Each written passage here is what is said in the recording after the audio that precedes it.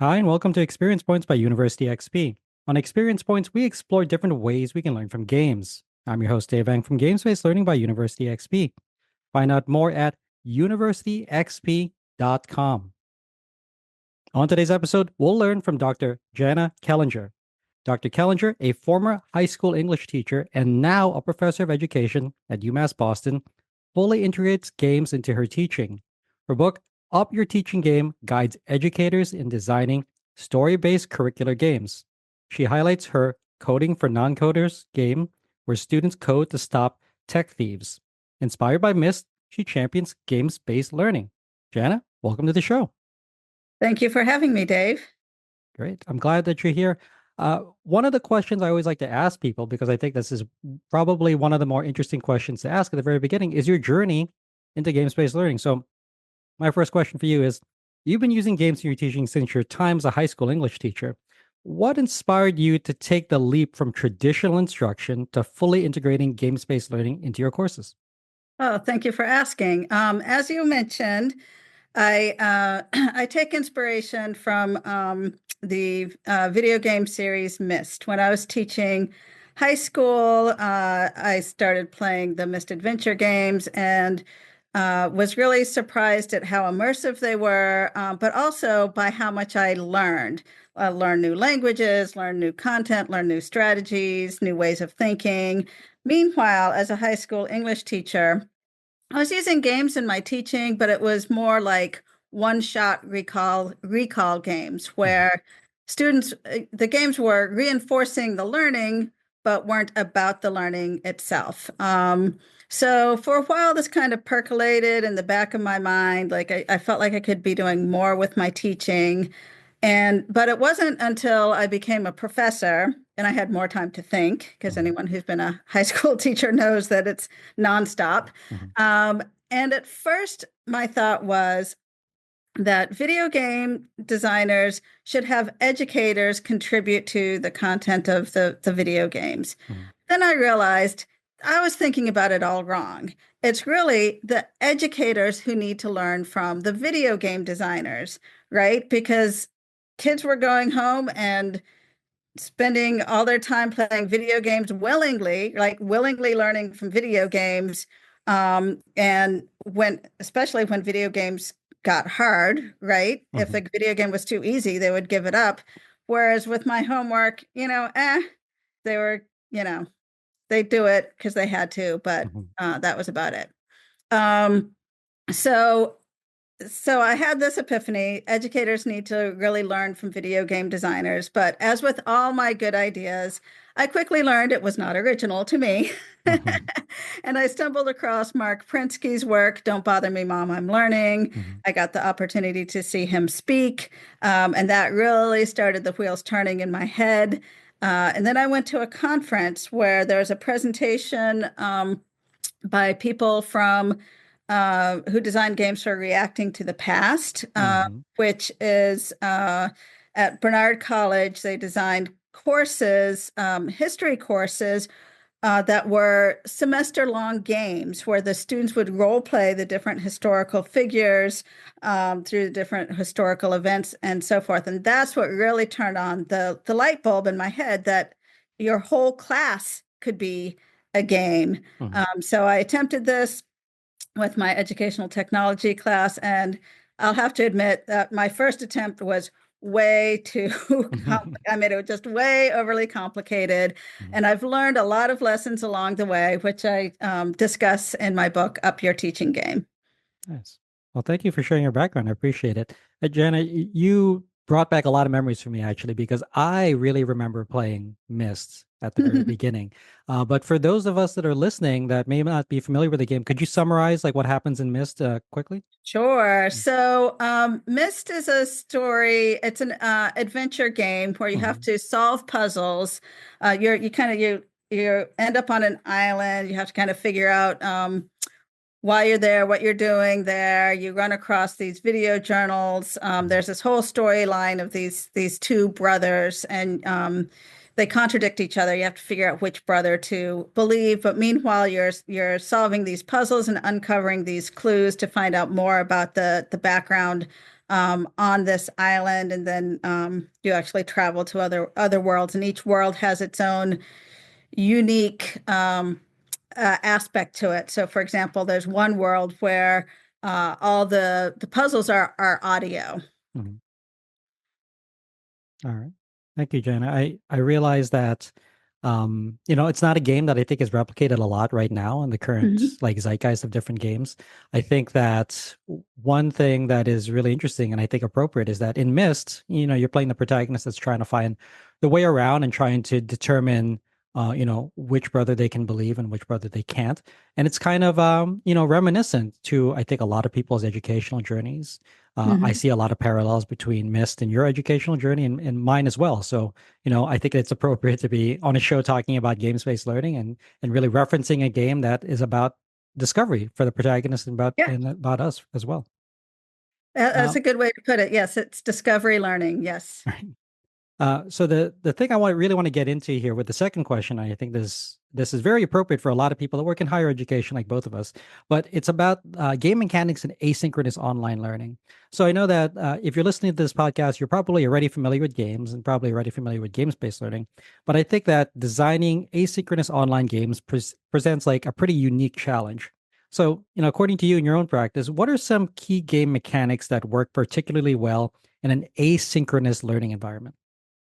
Well, first of all, of course, the core game mechanic is going to be the skill that students need to improve upon in the course, whether Mhm, it be, in some of my courses, it's designing curriculum and instruction. In the course you mentioned, it's coding. mhm, Um, but what's important is or the approach I take, I should say, is to embed the content in the narrative. So, for mhm, example, in my designing curriculum and instruction class, um, there are the some of the NPCs, non-playable characters, are veteran teachers that represent different curricular ideologies. mhm, So through their discussions, their conversations, I can tease out some of the nuances, the differences, and the overlaps in these different curricular ideologies.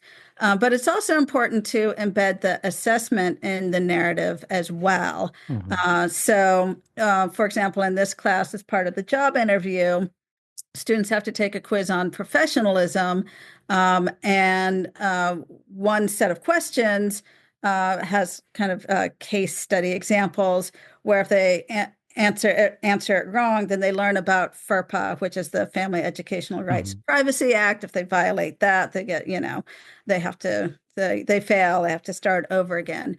mhm, So I know this sounds pretty kind of basic, but the mhm, I would say the main game mechanic in all games, I can't think of a game where this wouldn't be, is the learning through the feedback cycle, right? mhm, Trying something, getting some feedback, adjusting your actions based on that feedback, and trying again. That's mhm, why everything in my asynchronous online courses, they're all revise and resubmit, right? You have mhm, unlimited attempts on assignments, on quizzes, on everything.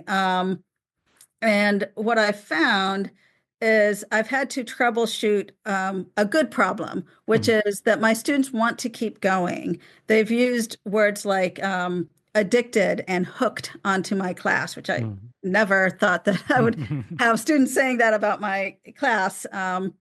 So it's very exciting that they want to keep going, but I needed time to grade their work, to grade their mhm, assignments, particularly if I had it set up so that they had to earn a certain number of points in order to move forward, or a certain cut score on an assignment. Because it's really mastery based learning, right? mhm, That you have to demonstrate mastery in order to move on to a higher level, a harder skill or more complex skill. mhm, Um, and so I took different approaches to troubleshooting this good problem. mhm, One is called, some people call it rivers and lakes, other people call it string of pearls, but basically it's each level or module or whatever you want to call it in your game, in the story. Students have multiple assignments to do. They can choose what order they do them. They accumulate points. They have to accumulate a certain number of points before they move down the river to the next lake, right, mhm, where they have another set of assignments. But that once they get to that last assignment in a lake, then, they're still waiting for me to grade. So Mhm. then I tried what I call a double helix approach, where I have two paths. So in that designing curriculum and instruction class, I have during the pre-planning period, which is when teachers are planning their classes, in the morning, they attend professional development where they have Mhm. different challenges they have to do. And then in the afternoon, they're designing their curriculum and again, different challenges they have to do. And then certain choke points so they don't get too far ahead on one path or the other. But that way, if they're waiting for me to grade something on one path, they can be working on the other path. I see. But still, students sometimes they would, get caught up on both paths, waiting for me to grade. Mhm. So then I came up with what I call delayed gratification, Mhm. where they would turn an assignment and just submitting it would be enough of a trigger to unlock the next segment. Mhm. But then at some point down the road, they'd have to pass the assignment with a certain cut score to move on. And so that usually gave me enough time to grade the assignment. But now with my latest classes, I've designed them so that everything is an automatic trigger, so they don't have to wait for me to grade anything. I see. Wow, a lot of great stuff I want to talk about here. One of them is I'm really glad you talked about like that feedback cycle because you're right. In basically any game that people play, there's some sort of feedback based on the stimulus. Like, the game will Right. offer you up an action or a choice or something. You'll make that choice or take that action, and then you'll be provided feedback on it. All games provide feedback. A lot of good, well-designed training and education also involves feedback as well. But the question I wanted to ask you, because I've discussed this with some of our other colleagues in higher education, is the that aspect of unlimited retries. I know you talked about that double helix model, but can you talk about more about, I guess, how since you allow your students to resubmit and revise an unlimited number of times, how do you manage that in terms of like workload and workflow? That's a great question. So what I try to do is I try to make my rubrics very concrete, Hmm. and then gives very specific feedback on rubrics so students know what they need to do. Hmm. That still doesn't mean that, sometimes it's multiple tries before they get it right. If it's a longer assignment like a paper or a lesson plan, Hmm. I ask that they highlight what they've changed, Hmm. or sometimes I'll ask them to write a short paragraph describing what they changed, Hmm. or a reflection. So those are different ways to. I know when I was a high school English teacher, I was always afraid to do this revise and resubmit, even though it's essential to writing because yeah, it's just overwhelming, like you Hmm. said, the amount of grading. So making it as concrete as possible, and then putting the onus on students to explain what they changed and why. I see. Great. Thank you. I appreciate that. I want to go into our last question here. I think that this is the one that I'm really most interested in, and hopefully a lot of the audience is as well, which is leveraging your learning management system, LMS, as a game engine. So I know that in the past you've talked about using an LMS as a game engine. Can you share some of the practical ways educators can transform an LMS into a dynamic, interactive game space? And does it really matter what LMS we're using, like Blackboard, Brightspace, anything else like that? Well, yes and yes. So most video games, right, you have to accomplish something in order to move on to the next level, Mhm. story segment, or a new area to explore, whatever it is, right? And all LMSs I've encountered do allow for that locking and unlocking, Mhm. right? So it's automatic triggers, allowing instructors to use them as game engines because you can design your course so certain things only unlock when students accomplish something, right? Mhm. They have to do something to unlock the next segment. Mhm. In fact, you can also use groups in LMSs to have, so for example, in my educational technology class, I recognized I had students coming in with different levels of technology. So I had them self-select into different groups depending on their level of technology. They would get similar assignments, but at with different technological expectations. The designing curriculum and instruction class, I had students who were planning on teaching all sorts of different subjects, math, social studies, etc. So then I put them in groups based on their content area, and then I could have just the math people see the math standards, right? Because Mm-hmm. the math people don't need to see the English standards. So LMSs are really good at tailoring the content to the different types of students you have in your class. But what really makes LMSs work as game engines are these automatic triggers, right? So that when students post on a discussion board, submit an assignment, pass a quiz, mark something as done, then it unlocks the next segment. And a lot of LMSs also allow you so you mentioned the unlimited attempts, right? We were Mm-hmm. talking about the difficulties in terms of grading assignments. Well, another difficulty is when you have students do a quiz over and over again and it's the same questions, well, then they just, look up the answers to those Mm-hmm. questions. But a lot of LMSs allow you to design question pools or question sets. Mm-hmm. And you can even do it so that each question, or maybe questions 1 through 3, are on a certain draw from one pool on a certain topic, and questions 4 through 7 draw from a different question pool on a different topic. So Mm-hmm. maybe you create 10 questions on a topic, but every time the student takes the quiz, it only pulls 2 of those questions from that question pool. So every time they take the quiz, it's a different set of questions, but it covers the same topics that you want covered. So it's really that automatic triggering that that allows LMSs to be game engines. Now, sometimes another problem I had to troubleshoot is sometimes you want students to do something using a different software or even in real life, Mm-hmm. right?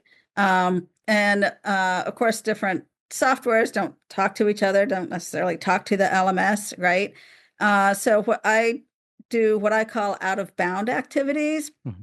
where they have to do something in another software tool, and only if they do it successfully can they get the answer to the quiz that's in the LMS. So, for example, in my coding class, they have to unlock a lock by translating binary code. And when it's done, when they do it successfully and they unlock the door, the robot goes through the door and says something in binary code, which they then have to translate to answer the quiz question that's in the LMS. Mm-hmm. So that way, it really expands what can be done. I see. Now, to answer your question about does the LMS matter? Mm-hmm. Yes, it does. Mm-hmm. There are some commonalities across most LMSs, and I will be the first to admit I haven't used all of them. Mm-hmm.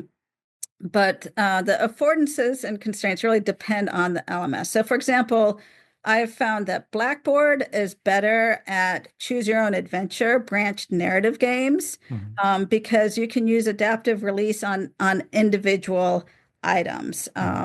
And one of the ways you can do this is you can have students mark something as reviewed, give them a choice of things, and then they mark as you reviewed which choice they select, and then you have the the items unlocked depending on what item they marked as reviewed. Mm-hmm. You can do this other ways too, by having them choose groups, or answering questions on quizzes or so forth. Yeah, I found Blackboard's much better at kind of the branch narrative, whereas Canvas I've found is much better at more of a linear storytelling, Mm-hmm. where you have to complete all items in a module or a level to move forward, because uh, the you can't assign those automatic triggers to you can assign them sequentially within, they have to do one item before the next unlocks, Mm-hmm. but you can't have it like choose between the two, except for mastery paths on assignments. Mm-hmm. That just kind of gets messy. I see. Wow, thanks for the in-depth response. I appreciate it. My main takeaways from this, if I am a professor in higher education, is that virtually all LMSs can be used in this way. The main things to really focus on are triggers, which I know that my institution uses Brightspace, and I've used triggers in the past to be able to unlock content, which is the second part. So triggers and unlocking ability. And also, like you talked about before, is self-selection for students to go into specific groups. And I think we see that in a lot of games, like we give a lot of Yes. players and students agency in order to make a choice that they want to make and also best represents them. All So, right. is there, there's one more thing I'd like to address, Hmm. Dave, if you don't mind, that Yeah, go we ahead. talked about. You mentioned in the introduction that Hmm. my focus is on story-based games. Hmm. And how I approach this, or how I think about it, is the story structure that elementary school teachers use to teach students about plot, Hmm. which is somebody wanted, but so then. Hmm. So the somebody is going to be the you, the student, right? So in my coding for non-coders game, the you, the student, is an inventor who invented technological telepathy. Hmm. And then the wanted is the goal, right? So who wanted to protect it from getting into the wrong hands. And then the but are the obstacles or the Hmm. main obstacles. So in this case, but thieves broke into your office and handcuffed and gagged you. So, and the so is that core game mechanic, the skill that students practice throughout and improve upon. So you have to mentally code your robot to free you so you can call the police and get the thieves arrested. Hmm. And then at the end is the final reward or the win state or the final project. So then you have, in my class, you have time to start coding your own games for your robot. Wow. Great. I know that there's a lot of overlap with games and stories and theme, and I think that's an appropriate way to wrap things up because we started talking about Myst, which is a Yes. story-based game in which we, as the protagonists, are trying to find our way around, and we drew that parallel between Myst and education. And I think that there is still another parallel just between story structure and narratives and game-based learning as a whole. So thanks for connecting us there. I appreciate it. Yeah. Well, thank you for having me, Dave. So, Jana, thanks for being here today. I appreciate it. Where can people go to find out more about you online? Oh, I don't have an extensive web presence. Mhm. I do have a page on my university's website, but if you go to YouTube Mhm. and you Google my name, Janna Jackson Kellinger, and Blackboard, you will come across an interview that I did where I go into more in depth talking about, in particular, using Blackboard to design games. Excellent. I'll also include that link in the show notes so that people don't have to go search around. I'll Oh, just include great. it there Thank you. directly. All right. Thank you, Jan. I appreciate it. Thank you. I hope you found this episode useful. If you'd like to learn more, then a great place to start is with my free course on gamification. Sign up for it at universityxp.com/gamification. You can also get a full transcript of this episode, including links to references in the description or show notes. Thanks for joining us. Again, I'm your host, Dave Eng from Games-Based Learning by University XP. On Experience Points, we explore different ways we can learn from games. If you like this episode, please consider commenting, sharing, and subscribing. Subscribing is absolutely free and ensures that you'll get the next episode of Experience Points delivered directly to you. I'd also love it if you took some time to rate the show. I live to lift others with learning. So if you found this episode useful, consider sharing it with someone who could also benefit. Also, make sure to visit University XP online at universityxp.com. University XP is also on Twitter at university_XP and on Facebook and LinkedIn as University XP. Also, feel free to email me anytime. My email address is dave at universityxp.com. Game on.